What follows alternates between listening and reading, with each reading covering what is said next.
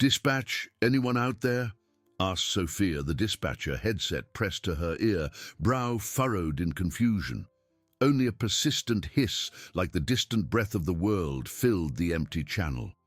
The storm outside lashed the city with unusual fury, and emergency calls popped up everywhere, overwhelming the small team at the central station. Sophia was accustomed to chaos, but the silence on Unit 12's channel was different, heavy, portending something sinister. There was something strange about the frequency, a brief interruption that wasn't common static. She tried again, her voice firmer. "Unit 12, copy? Elena, are you reading me?" Nothing. The hiss remained constant, and then, breaking through the veil of atmospheric electricity, a sharp, urgent, desperate sound cut through the radio static. It wasn't a human voice, but a bark. A strong, repeated bark, laden with unmistakable anguish. Sophia froze, her heart pounded. She knew that bark. She knew its cadence, its urgency. "It's Rex!" she yelled to the room, her voice choked with disbelief and the terror that was beginning to take hold. "It's Rex! Send all units now! I repeat, all units to Unit 12's last known location. This is a maximum emergency. He's barking on the radio." The room, previously a controlled hum, exploded into frantic activity. Traffic officers, fire dispatchers, and paramedics all stopped, eyes wide, staring at Sophia. A dog had transmitted a distress call. This was unprecedented, disturbing. As the dispatch center descended into controlled panic, Officer Elena lay unconscious and bleeding on the wet asphalt, under the torrential rain that lashed the deserted highway on the outskirts of the city. The wreckage of Unit 12 smoldered in the distance, twisted like a toy abandoned by a giant. The ambush had been brutal, swift, and merciless. Pain throbbed in every fiber of her body, but darkness was already enveloping her, pulling her into an abyss of unconsciousness. She felt the cold rain, the smell of ozone and blood, but her muscles wouldn't respond. The radio, her only link to the world, was yards away, out of reach, trapped among the debris. Her bloodied hand stretched out uselessly, strength draining with each weak beat of her heart. Beside her, Rex, her loyal German Shepherd canine partner, whimpered. A front paw was severely injured, a trickle of dark blood mixing with the rainwater, but physical pain was secondary to the anguish that consumed him. He had seen Elena fall, felt the impact, and now saw her inert, her face pale under the flickering light of the lightning. The instinct to protect was overwhelming. He tried to pull her, drag her, but she was too heavy, and his own injury prevented him from moving effectively. His intelligent eyes, full of despair, swept the scene. The radio. He saw it. The microphone, thrown clear of the patrol car, still connected by a sturdy wire. Rex knew what that object meant. He had heard Elena and other officers speak into it countless times. It was their voice, their chance to be heard. Ignoring the searing pain in his paw, Rex crawled, dragging himself across the slippery asphalt. Every movement was torture, but the image of Eleanor, cold and still, propelled him. He reached the microphone, which was upside down, and with difficulty used his snout and teeth to flip it over. The transmission button, red and prominent, was his target. He bit it, applying pressure, and then, with all his strength and desperation, he barked, not a bark of anger, but a cry for help, the most primal and urgent sound a living being can emit. Frantic, short, sharp barks echoed into the night, carried by the static to the police dispatch, where Sophia interpreted them as a desperate call from a four-legged hero, fighting against time and death for his partner. The darkness of the storm and the silence of the highway were accomplices to the attackers who had vanished, but not to the hope that Rex, with his unwavering loyalty, had just ignited. The wail of the first sirens tore through the veil of night, the sound amplified by the storm that still lashed the deserted highway. Blue and red lights spun frantically, painting the scene of destruction with intermittent flashes.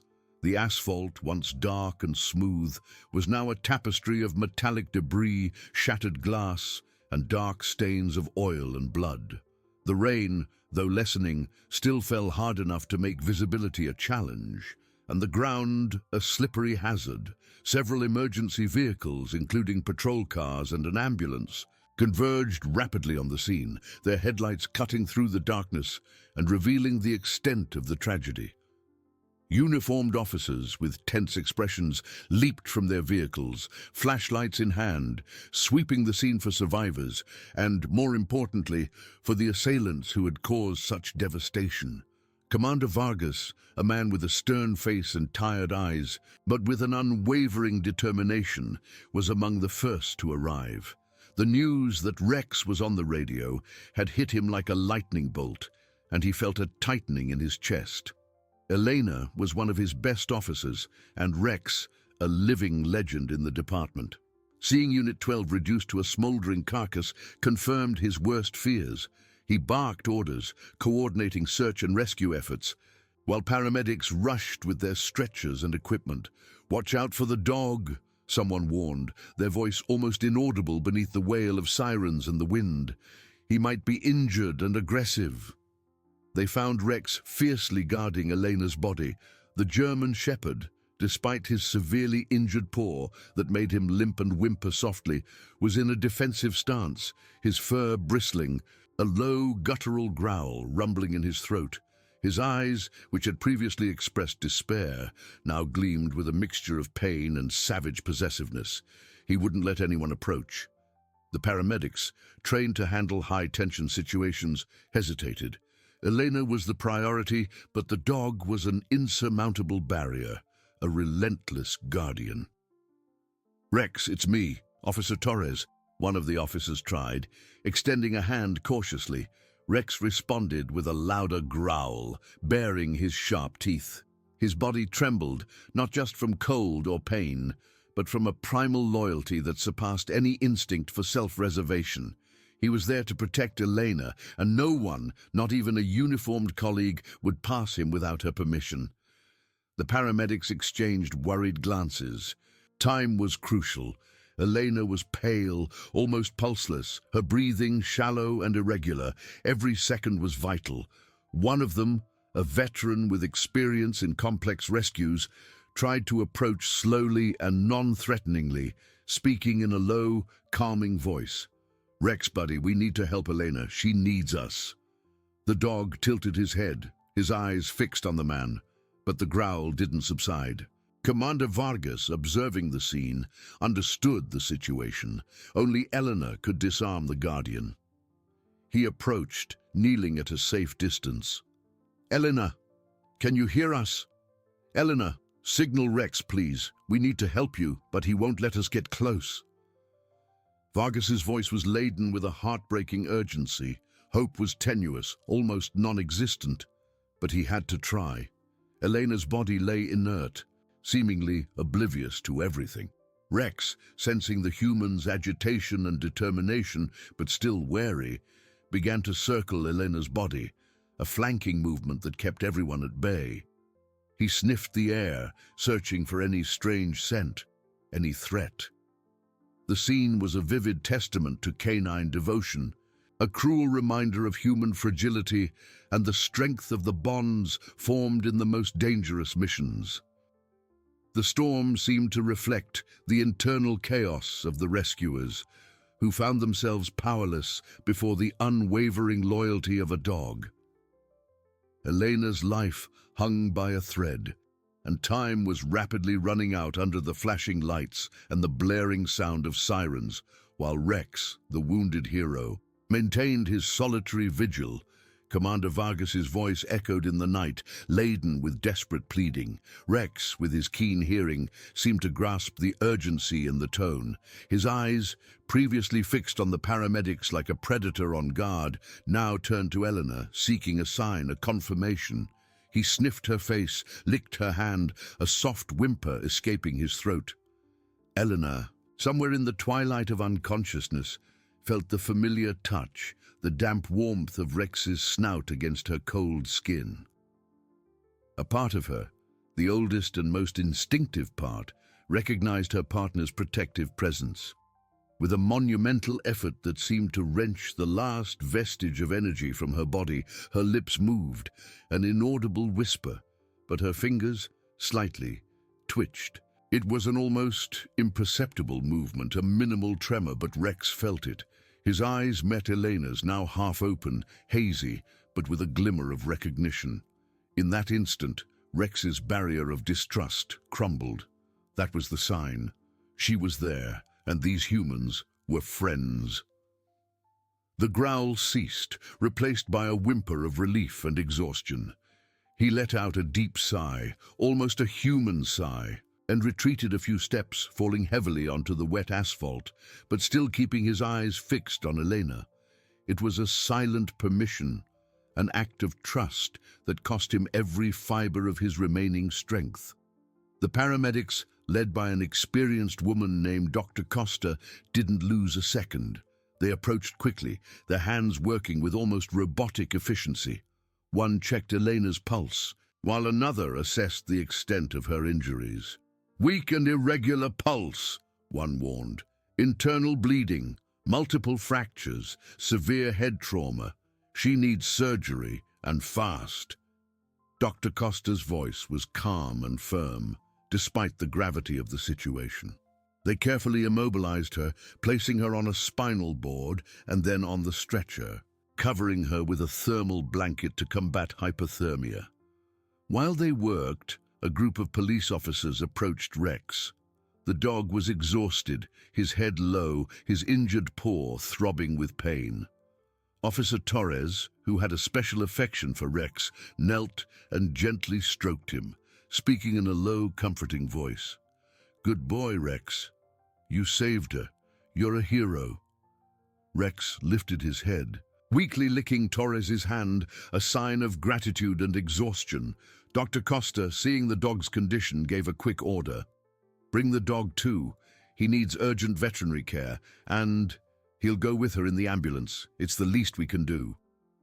The decision, though unusual, was met with unanimous approval. That dog had risked everything, and the bond between him and Elena was undeniable. Carefully, Rex was gently lifted and placed on an improvised stretcher covered with a blanket. He didn't protest, only watched as Elena was carried into the ambulance, his eyes fixed on her. Inside the ambulance, Dr. Costa and her team worked feverishly to stabilize Elena. Monitors beeped, needles were inserted, and with each curve in the road, the concern grew. Rex lay on his own stretcher beside Elena, his snout resting on the edge, his eyes fixed on his partner's pale face. Despite the pain in his paw, he was there, a silent presence of support and hope. Dr. Costa, for a moment, paused and looked at the dog. There was something moving about that scene, the unbreakable loyalty, the dedication that surpassed even pain.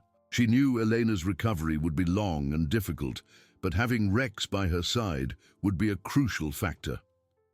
The recording of that life-saving bark, already being replicated at dispatch, was a silent testament to the miracle that had happened on that dark, rainy highway. The ambulance sped on, carrying its two injured patients toward the light and the chance of a new life, united by a bond that death itself had failed to break. At Central Hospital, the atmosphere was one of controlled urgency. Elena was immediately rushed to the operating room, a team of doctors and nurses already awaiting her. Dr. Costa quickly briefed the chief surgeon, Dr. Mendez, on the extent of the injuries. Severe internal bleeding, multiple fractures to the left leg and arm, head trauma with suspected cerebral edema. The situation is critical. Dr. Mendez nodded gravely, his expression austere. It was a race against time. While Elena was under the scalpels, Rex was taken to an emergency veterinary clinic adjacent to the hospital, where Dr. Santos, an experienced veterinarian, was already waiting. Rex's front paw was severely compromised, with open fractures and tissue loss. He also presented with a concussion and several deep abrasions. "He'll need surgery and a long recovery period," Dr. Santos informed Commander Vargas, who was visibly shaken. "But he's a strong dog. He has a good chance." Vargas nodded, momentarily relieved before his mind returned to Eleanor. The police had cordoned off the highway where the ambush occurred. Forensic agents and investigators worked under the glare of portable floodlights, sweeping every square inch in search of clues. Elena's patrol car was unrecognizable, a silent testament to the violence of the attack. Glass fragments, metal shards, and tire marks were meticulously catalogued. Officer Torres, leading the investigation team at the scene, felt a cold fury. Elena was his friend, and seeing the devastation was personal. "Found anything?" he asked a forensic expert, his voice low. "Little, Officer Torres," the expert replied, pointing to some marks on the asphalt. "It appears to have been a very well-planned attack. High-caliber weapons, but no shell casings in sight. That suggests they used shell catchers or weapons that don't eject. Professionals." He showed a small, almost imperceptible metal fragment. "This isn't from Elena's car, perhaps from one of the assailants' vehicles, but it's too small to identify." The lack of concrete clues was frustrating. There were no witnesses on the deserted road in the middle of the storm.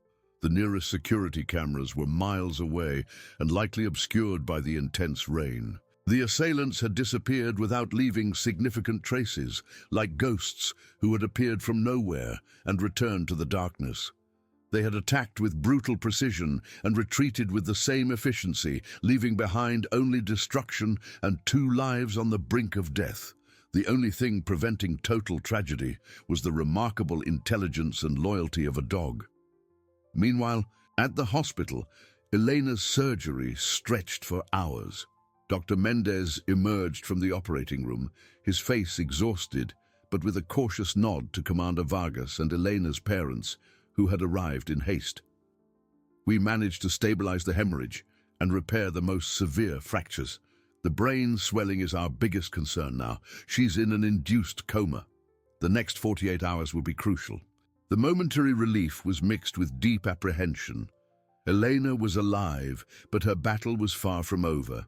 Recovery would be an arduous and uncertain path. At the veterinary clinic, Rex was also recovering from anesthesia, his paw bandaged and immobilized. Dr. Santos explained that he would need extensive physical therapy. The dog, even sedated, emitted small whimpers of pain, but a part of him seemed to know he had fulfilled his mission. The recording of his life-saving bark was already going viral among the city's police officers, a vivid reminder of courage and sacrifice. The dark night of the ambush had given way to a grey morning, but hope, fragile as a thread, persisted for Elena and her faithful companion. As the grim details of the investigation slowly began to unfold, news of the ambush and Rex's miraculous distress call spread like wildfire.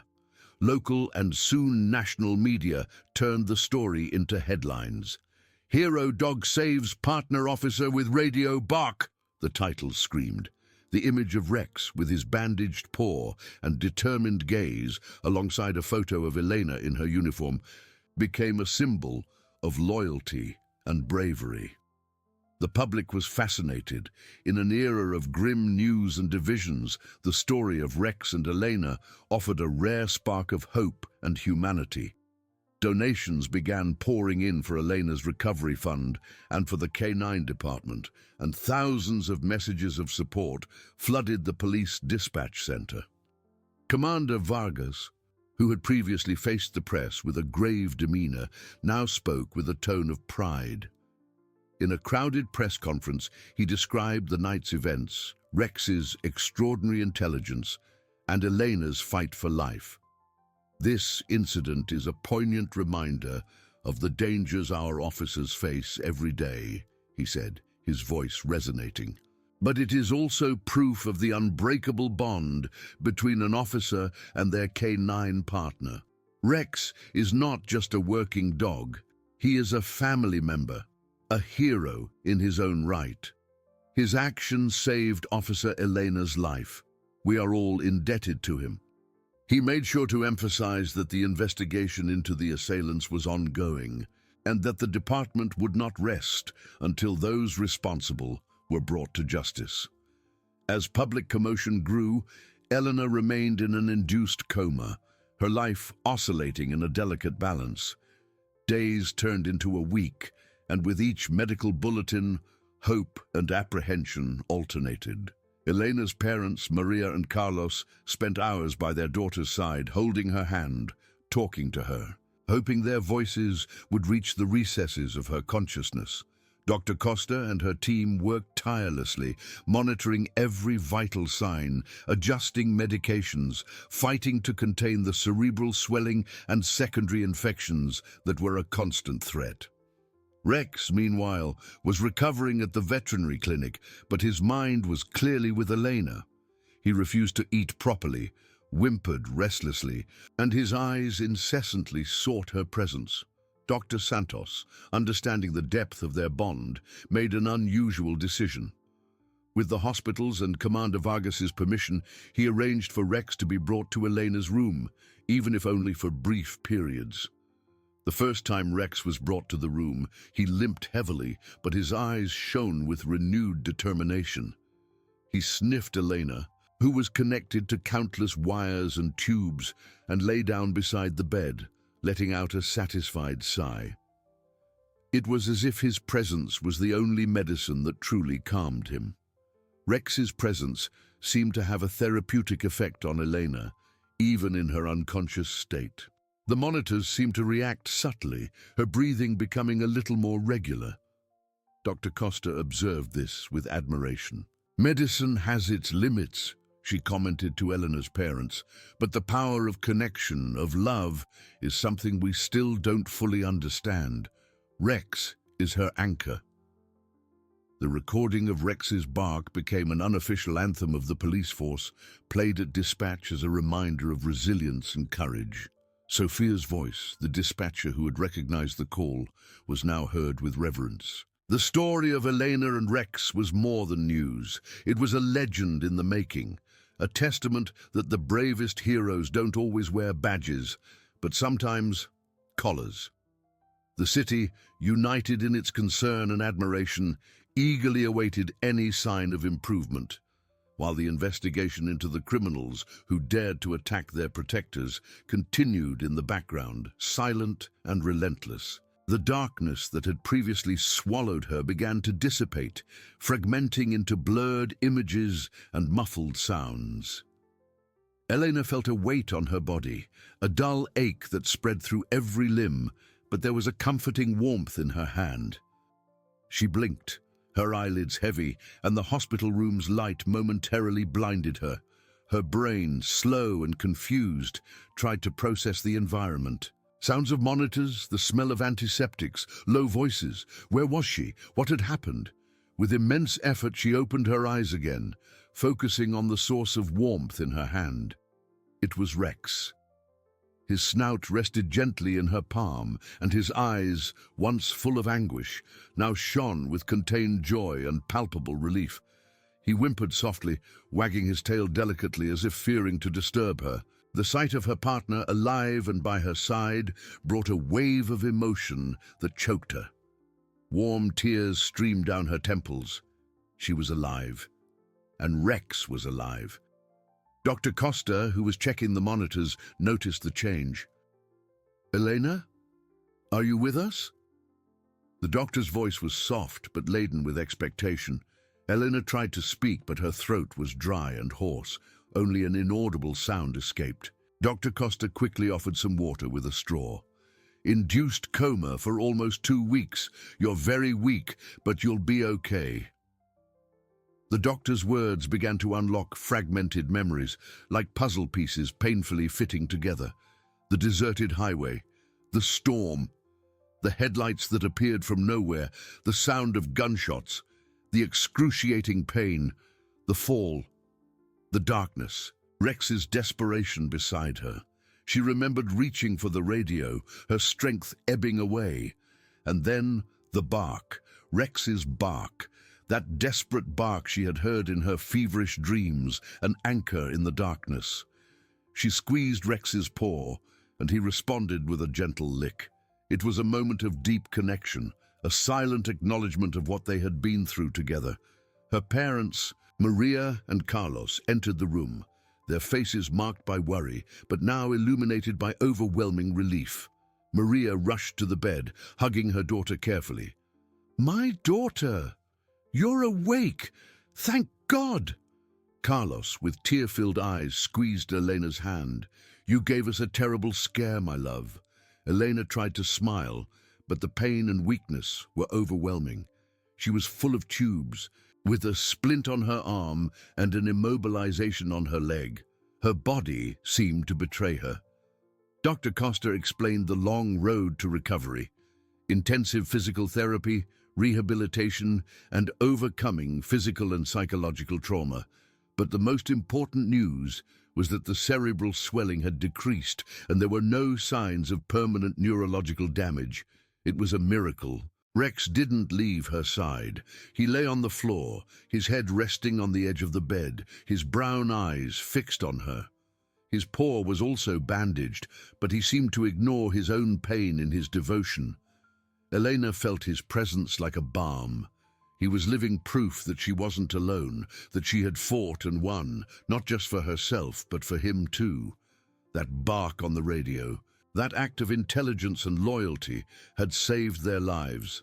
And now, as she began the long journey back, he would be by her side, every step of the way. Anger began to mix with gratitude. Someone had done this to them. Someone would pay. The morning light filtered through the window of Unit 12, casting dancing patterns across the dashboard. Eleanor, hand on the steering wheel, hummed an old tune, a remnant of a carefree childhood. Rex, in the back seat, watched the unfolding rural landscape, his ears alert to any unusual sound, but his body relaxed in their daily routine. It was a day like any other, a routine patrol along the less traveled roads on the city's outskirts. The sky, which had started blue, was now turning increasingly grey, foreshadowing the approaching storm. "Looks like we're in for a busy night, boy," Elena commented, glancing at Rex in the rearview mirror. The dog grunted in response, as if agreeing. The weather forecast announced heavy rain and violent winds, which always meant more work for the police. Accidents, fallen trees, power outages, but nothing Elena and Rex couldn't handle. They were a team, finely tuned by years of service and an unbreakable bond. As the afternoon progressed, the first raindrops began to fall, heavy and spaced, tapping on the windshield. Elena turned on the wipers. Highway 17, a secondary road that snaked through a more isolated area, was practically deserted. It was a route they often patrolled to check rural properties and ensure the safety of farmers. "Let's do one more loop and then head back to the city before things get worse," Elena said, turning a sharp bend. It was at that moment that the storm hit with full force. The sky suddenly darkened, a thunderous clap made the car tremble, and rain began to fall in torrents, reducing visibility to almost zero. The windshield wipers fought in vain against the wall of water. The patrol car's headlights could barely penetrate the liquid curtain. Rex, in the back seat, perked up his ears, a slight tremor running through his body. He felt the change in the atmosphere, the tension in the air. Elena slowed down, gripping the steering wheel. "This isn't a good time for a storm like this," she murmured, more to herself than to Rex. The radio began to crackle more intensely, static interfering with dispatch communications. She tried to tune it, but the storm was wreaking havoc on transmissions. The solitude of the highway became oppressive, the sound of rain beating on the car roof, the only noise besides the engine. Suddenly, two powerful headlights appeared out of nowhere, coming from the opposite direction, but not in the correct lane. They were in the oncoming lane, at high speed, their blinding lights piercing the storm's darkness. Elena barely had time to react. "What?" She swerved sharply to avoid them, but the vehicle ahead seemed to have no intention of avoiding a collision. On the contrary, it seemed to be aiming for her, a flash, a deafening sound that wasn't thunder. A brutal impact that threw the patrol car off the road. The world spun, glass shattered, metal twisted with an agonizing screech. The smell of burning rubber and gasoline filled the air. Elena felt her seatbelt tighten, her head hit something hard. Pain exploded through her body. She heard Rex bark, a bark of anger and pain, before darkness began to close in on her. The car rolled over, tumbling several times before coming to a stop, lying on its side, tires still slowly spinning in the air. The storm continued its fury, washing over the crime scene, while the assailants, without a shred of remorse, prepared for the next step of their brutal attack. The impact was devastating. Unit 12 spun uncontrollably, thrown off the wet asphalt. Elena felt her body hurled against the seatbelt, then against the dashboard, an explosion of pain in her head and ribs. The sound of tearing metal and shattering glass was deafening, mixed with the sharp screech of tires. The world spun, and she smelled the acrid scent of smoke and fuel. When the car finally came to a stop, lying on its side, Elena was dazed, her vision blurry, a sharp ringing in her ears. Her left arm was trapped under the weight of the car, and her right leg ached agonizingly. Blood streamed down her face. Beside her, Rex howled, a howl of pain and fury. He had been thrown against the protective bars of the back seat, and his front paw was visibly broken, hanging at an unnatural angle. Despite the excruciating pain, his primary instinct was to protect. He scratched at the seat, trying to reach Elena, who was semi-conscious, whimpering softly. Before Elena could even process what had happened, the doors of the vehicle that had struck them opened. Two dark figures emerged from the rain, moving with cold, inhuman precision. They weren't there to check for survivors, they were there to finish the job. Silenced firearms were pointed at the patrol car. Dry, muffled shots pierced the bodywork, tearing through metal and fabric, some striking Eleanor. She felt an intense burning in her back and shoulder, the shock making her cry out, a pain that brought her back to consciousness for a moment. Rex, seeing the imminent danger, growled with a ferocity that defied his own pain. He leaped, despite his broken paw, and tried to launch himself at one of the assailants, but the cramped space inside the car prevented him. The attackers, undeterred, fired again, a shot ricocheting dangerously close to Rex. They seemed to know exactly where to strike, with a calculated efficiency that chilled the blood. Elena, despite the excruciating pain, tried to reach for her weapon, but her movements were slow and uncoordinated. Her left arm was immobilized, and her leg wouldn't respond. She felt warm blood flowing, soaking her uniform. The figures approached, their silhouettes imposing against the grey backdrop of the storm. She saw the metallic glint of a boot, then the tip of a gun. One of them leaned in, their voice distorted by the helmet they wore. But the tone was unmistakable. "End of the line, officer!" Rex, in a last act of desperation, managed to squeeze out of the patrol car, dragging himself. He growled, his fur bristling, his eyes red with pain and rage. He was a guardian, and he wouldn't let them hurt Elena. The assailants, surprised by the dog's resilience, hesitated for an instant. One of them raised his weapon, aiming at Rex, but the other stopped him. "No, leave him. He'll die here anyway. We don't want any more noise." The coldness of their words was terrifying. They made sure Elena was severely wounded, almost lifeless, before turning and getting into their vehicle. The engine started smoothly, and they drove off, disappearing as quickly as they had appeared, their taillights fading into the curtain of rain. They left behind only the silence of the night, the smell of smoke and blood, and two living beings on the brink of death. Elena felt consciousness slipping away, her body heavy and cold. She heard Rex whimper beside her, and a last thought crossed her mind. The radio. It was her only chance. And Rex, her faithful companion, seemed to have understood. The days following Elena's discharge from the hospital were a mix of relief and frustration. She was home, surrounded by familiar comfort and her parents' affection, but her body still bore the visible and invisible scars of the attack. Her left arm was immobilized in a splint, her right leg required crutches for any movement, and chronic pain was a constant companion. Physical therapy sessions were exhausting, each exercise a battle against the limits of her injured body. But with each passing day, with each drop of sweat, Elena felt renewed strength, driven by an unwavering determination. Rex, also recovering, was her constant shadow. His front paw was bandaged and he limped, but his presence was a balm to Elena's soul. He watched her during physical therapy exercises, lay at her feet as she tried to read, and whimpered softly when she felt pain. Rex's recovery was as arduous as hers, with hydrotherapy sessions and exercises to strengthen atrophied muscles. But like Elena, he showed remarkable resilience, driven by the unbreakable bond that united them. The trauma of the attack, however, was not just physical.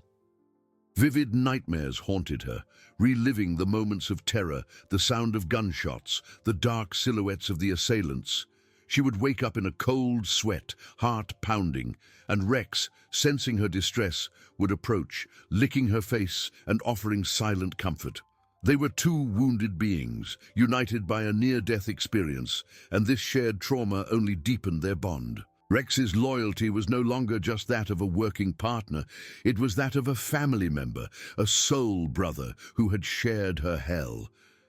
Gratitude for being alive was immense, but it was mixed with a growing anger and a thirst for justice. Who were those people? Why had they been targeted? The police were investigating, but the reports Elena received were vague, full of no leads and no significant progress. The frustration gnawed at her patience. She knew recovery would take time, but her mind was restless. Her soul yearned for answers. "They can't just disappear," she grumbled to Rex as she flipped through a police report sent by Officer Torres. Rex, as always, listened attentively, his head tilted. "It's not possible that there isn't a single clue, a single mistake." She felt something was missing, something that the official investigations, however well-intentioned, weren't capturing. Her experience as an officer, her sharp intuition, pushed her to go further. She began reviewing the reports with a different eye, not just as a victim, but as an investigator. She looked for inconsistencies, for details that might have been overlooked. The image of the dark figures, the precision of the attack, the absence of shell casings.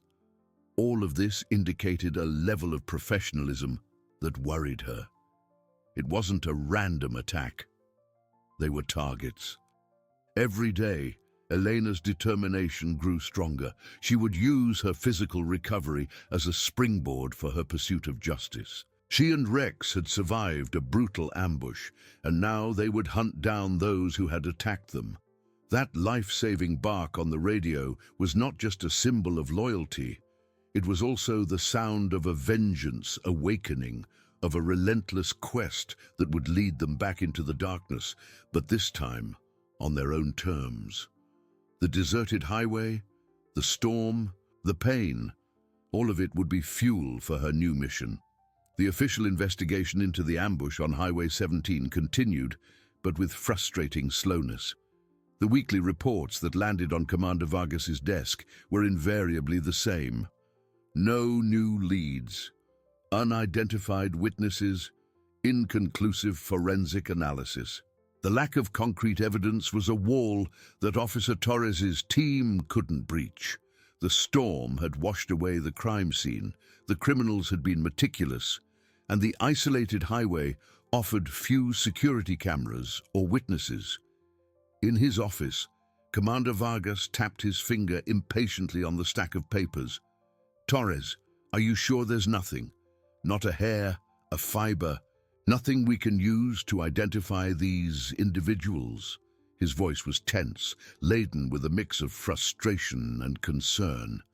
Elena was still recovering, and the lack of progress on the case was affecting her. Officer Torres, standing before the chief's desk, shook his head. "Commander, we've scoured every inch. Their vehicle left no unusual oil or fluid traces. The shots were from silenced weapons with shell catchers, meaning no casings for analysis. The tire marks we found are too common for effective tracking. It's as if they evaporated." He sighed. "The only thing we have is Elena's and Rex's vague descriptions, but she was badly injured and he's a dog." "And the motive?" Vargas asked. "Why Elena? She had no known enemies, wasn't involved in any high-profile investigation that would warrant such a professional and brutal attack." "That's the question that plagues us," Torres replied. "We've analyzed every case Elena has been involved in over the past few years, especially those that resulted in arrests of dangerous criminals. Nothing stands out. No organized crime group she dismantled, no drug cartel, nothing to justify such a targeted attack." Vargas rubbed his temples. "It's as if they chose Elena randomly, but the attack was anything but random. The precision, the way the ambush was executed. This isn't amateur work. We have a ghost on our hands." He looked at Torres. "Keep looking. Review everything again. Talk to everyone Elena has ever arrested, no matter how minor the crime. Someone must know something." While the official investigation hit a wall, Elena at home began her own. She had asked Torres for copies of all collected reports and evidence, and he reluctantly had agreed, knowing Elena would never rest. Sitting in her armchair, with Rex lying at her feet, she flipped through piles of documents, her eyes attentive to every detail. The pain in her body was a constant reminder of what was at stake. She reviewed the crime scene photos, looking for something that might have been overlooked. The metallic fragment the expert had found, which Torres had mentioned, intrigued her. It was minuscule, but Elena had an eye for detail. She asked to see it. When Torres brought it, she examined it under a magnifying glass. "This is titanium alloy," she observed, her voice low. "Very light, very strong. It's not common in civilian vehicles, not even in high-security armored cars. It's used in very specific applications." Torres frowned. "Never thought of that." The forensics team said it was inconclusive. "Inconclusive for someone who doesn't know what to look for," Elena retorted, a glint of determination in her eyes. "This isn't from just any car. It's from something specialized, something that shouldn't be on a secondary highway in the middle of nowhere." That small metal fragment, a clue the official investigation had dismissed, ignited a spark in Elena's mind. It was the first thread of a complex ball of yarn, and she and Rex were ready to pull it. Elena's recovery progressed. Slowly but steadily, physical therapy, once torture, was now a daily ritual she faced with iron discipline. Each movement, each repetition, was a step closer to her old strength, and a step closer to finding those responsible for the attack. Her arm and leg, though still sore, were responding well to treatment. Crutches were replaced by a cane, and Elena could now walk short distances unassisted. Rex, also in an advanced stage of rehabilitation, limped less and showed the same determination. They were an inseparable pair, their recovery rhythms synchronized.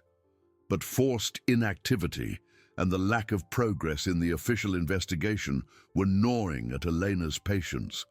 She couldn't stay still. The adrenaline of being a police officer, the need to act, pulsed in her veins. Sitting in her living room, surrounded by police reports and newspaper articles about her own case, she looked like a general planning a campaign. Rex was always by her side, head held high, eyes fixed on her, as if he knew something was brewing. Elena began to use her network of contacts. She called old colleagues, informants she had cultivated over the years, anyone who might have an ear to the city's underworld. She wasn't officially back at work, but that didn't stop her from investigating.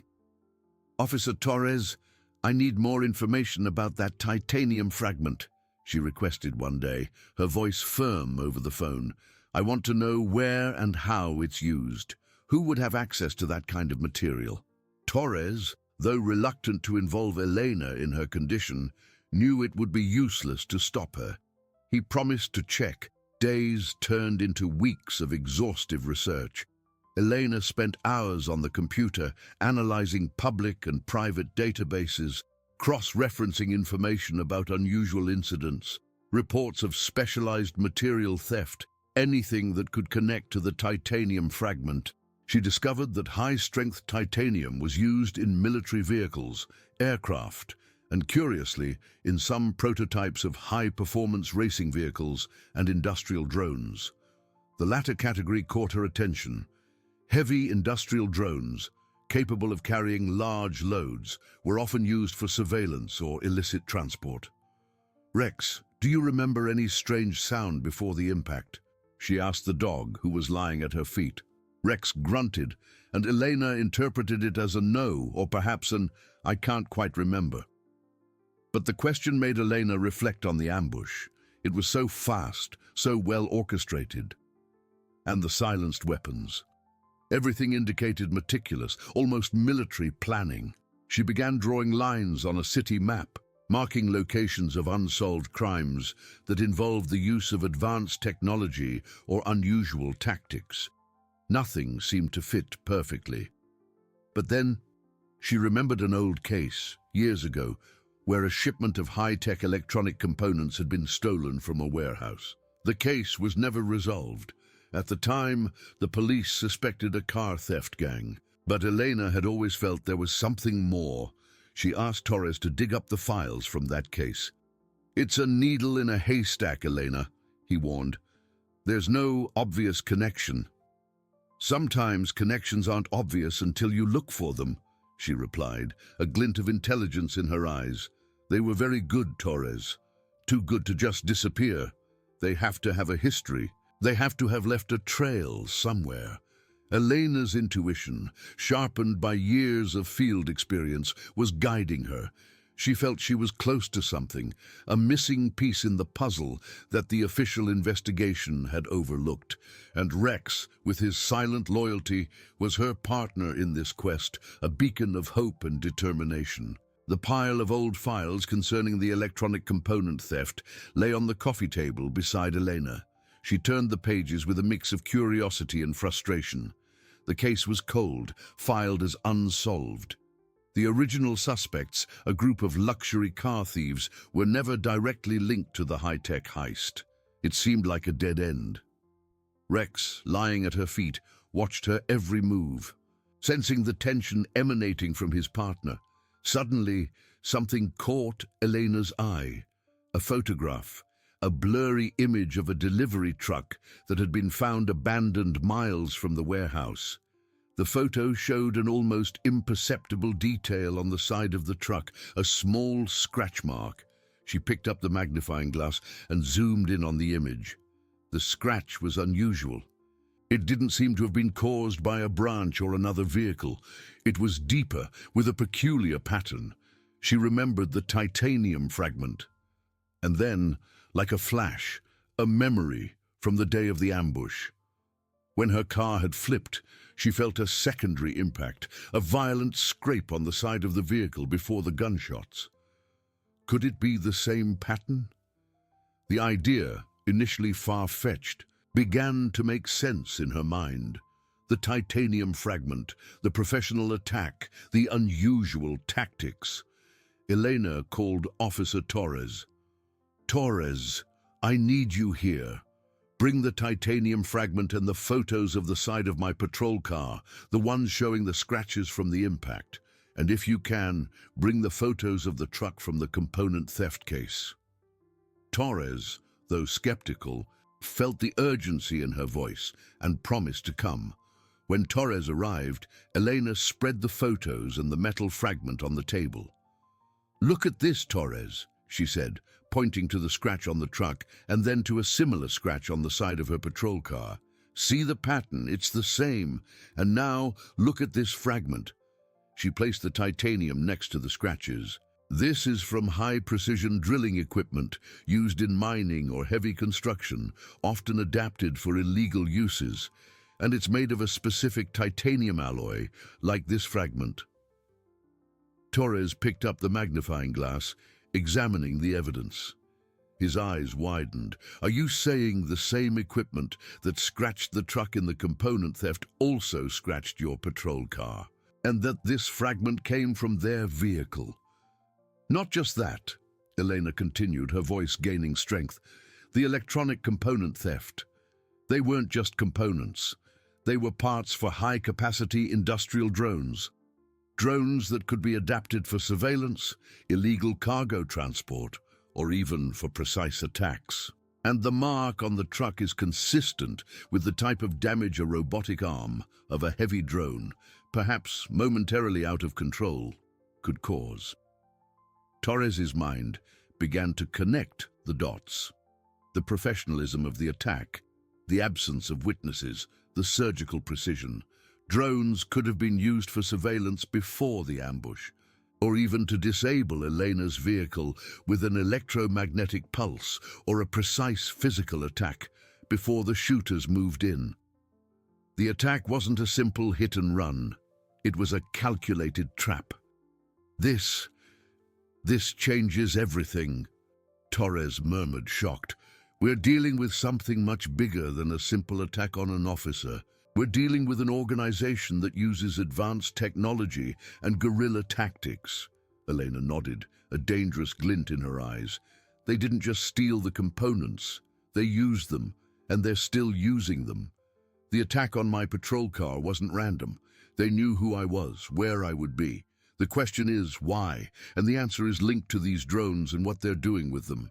Rex, sensing the shift in atmosphere, stood up, resting his head on Elena's knee. The game had changed.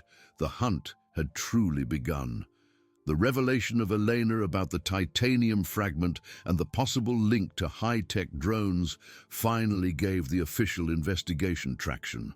Officer Torres, convinced by his colleague's insight, presented the new evidence to Commander Vargas. At first, the commander was skeptical, but Elena's logic, combined with her reputation as a relentless investigator, persuaded him. Teams of technology and cybercrime specialists were mobilized. The small titanium clue had opened a Pandora's box. Elena, though still recovering, was reinstated to the investigation team, working from home with Rex always by her side. Her field knowledge and intuition were invaluable. They discovered that the specific titanium alloy was used by a military technology company deactivated some years ago, which had developed prototypes of surveillance and attack drones. Curiously, several engineers from this company had been dismissed under dubious circumstances, and some of them had a history of involvement with the black market for weapons and technology. So, we have rogue ex-military engineers, high-tech drones, and a perfectly orchestrated attack, Elena summarized for Torres during a video call. "They didn't just want to kill me, they wanted to silence me. I must have gotten close to something they were doing without knowing it." The team of Torres began tracking the former engineers. One name stood out, Kyle, a brilliant engineer, but with a volatile temper and an anti-government ideology. Kyle had disappeared from the radar years ago, but his name appeared in obscure technology transactions. He was the missing link. "Kyle is our target," Elena affirmed, a cold glint in her eyes. "He has the knowledge to build and operate these drones, and the motivation to attack the police." Despite the euphoria of the discovery, Elena knew that recovery was still crucial. She intensified her physical therapy, pushing her body to its limits.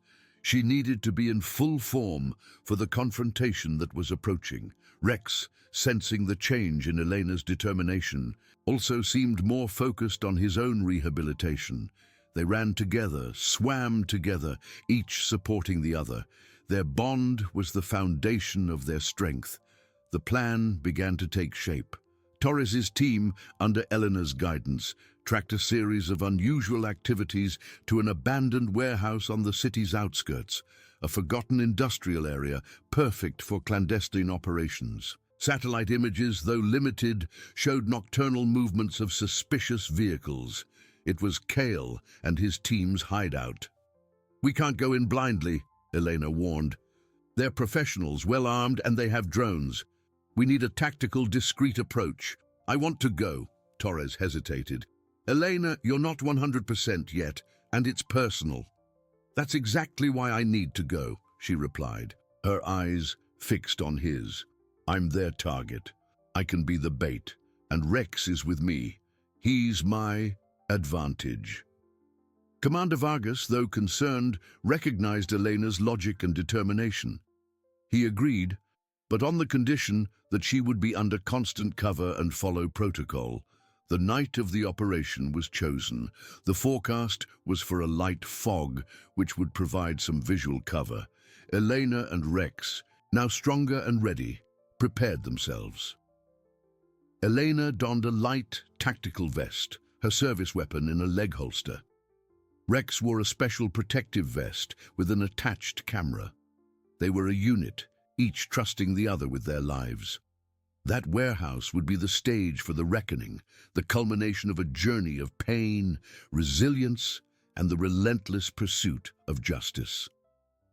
Adrenaline pulsed, and the air was charged with anticipation. Night fell, dense and humid, with a creeping fog that enveloped the abandoned industrial district in a shroud of mystery. Elena, Officer Torres, and a small special operations team approached the warehouse furtively, their flashlights pointing narrow beams through the mist. The silence was almost absolute, broken only by the soft crackle of communication radios and the muffled sound of their own footsteps. Rex, moving with surprising agility despite his still recovering paw, led the way, his keen sense of smell detecting any unusual presence. Elena felt adrenaline pulsing through her veins, a mix of nervousness and icy determination. Her body, though recovered, was not the same as before, but her mind was sharper than ever. She remembered the pain, the terror, and that propelled her forward. "Rex, look for heat, movement," she whispered to the dog, who was already ahead, sniffing the air. The team positioned themselves strategically around the perimeter of the warehouse. The structure was imposing, a giant of metal and concrete with broken windows and rusted doors. There were no lights on, but a low, almost inaudible hum emanated from within. It was the sound of machines running, perhaps Kyle's drones. Rex stopped abruptly, his fur bristling, a low growl escaping his throat. He pointed his snout towards a side entrance, disguised by debris. "There," Elena whispered to Torres, who nodded, gesturing for his team to prepare. They moved in formation, weapons drawn, each aware of the imminent danger. Kyle and his men were not amateurs. As they approached the entrance, a small, almost silent reconnaissance drone emerged from the fog, hovering over them for an instant before quickly disappearing. "They saw us," Torres warned over the radio. "The element of surprise is gone." Elena, without hesitation, made a bold decision. "We're going in. We can't give them time to reorganize." She kicked the side door, which creaked and gave way with a crash. The interior of the warehouse was a labyrinth of machines, workbenches, and in the center, several drones of various sizes, some assembled, others in the process of assembly. The LED lights of the electronic panels glowed in the dark. "Police! Hands up!" Torres shouted, but the response was immediate and hostile. Gunshots echoed through the warehouse, and the special operations team returned fire. Elena dove behind a stack of boxes, with Rex crouched beside her. The sound of gunfire and the smell of gunpowder filled the air. Kyle emerged from behind a table, a middle-aged man with a feverish look and a gun in hand. "Officer Elena, what an unpleasant surprise!" He sneered, an expression of contempt on his face. "I thought we had taken care of you." "You underestimated me and my partner," Elena replied, her voice firm despite the tension. "And now, you're going to pay for what you did." Kyle laughed. "You think you have the upper hand? I have my own partners." And then, with a voice command, several smaller drones, armed with stunners and small explosive charges, activated, taking flight and buzzing menacingly. The situation devolved into chaos. The drones were fast, difficult to hit, and their attacks disoriented the team. Rex, with a furious roar, lunged at one of Kyle's men, biting his arm and bringing him down. His ferocity was uncontrollable.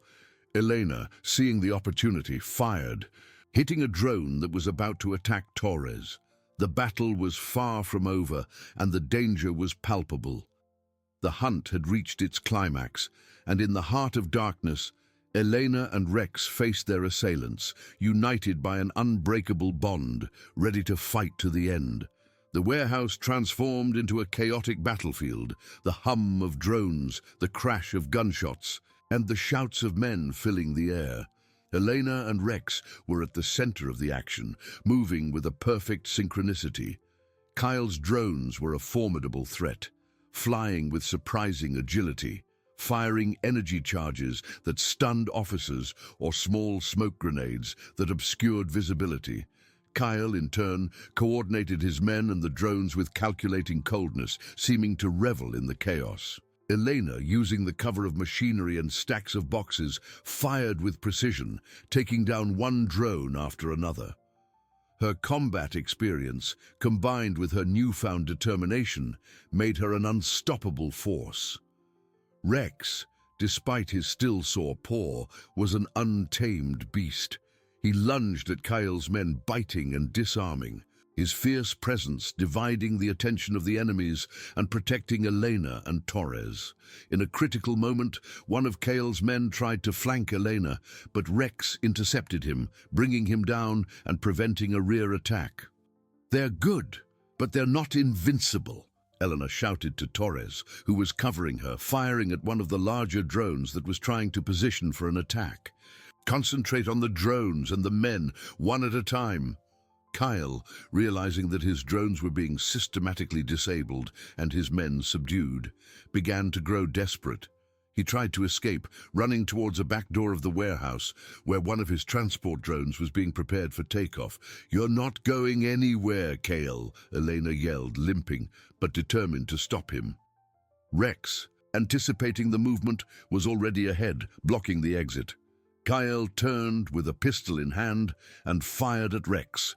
The shot hit the dog's protective vest, which absorbed most of the impact, but still knocked him down. Rex let out a whimper of pain, but immediately got back up, growling, ready to attack again. Elena's rage exploded. She fired, hitting Kyle's weapon, which flew from his hands. "It's over, Kyle," Elena said, pointing her weapon at him, her gaze fixed. "You and your team are under arrest for ambush, attempted murder, and numerous other crimes." Kyle, defeated, slowly raised his hands, his expression a mix of fury and resignation. The other men of Kyle were quickly subdued by Torres's team. The warehouse fell silent, except for the sound of the heavy breathing of the officers and the distant crackle of the radios. Rex, limping, approached Elena, who knelt to embrace him. "Are you okay, boy?" she asked, stroking his head. Rex licked her face, a sign that everything was all right.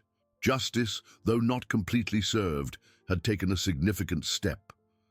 Kyle and his organization were dismantled, and the drones, a technological threat, were neutralized.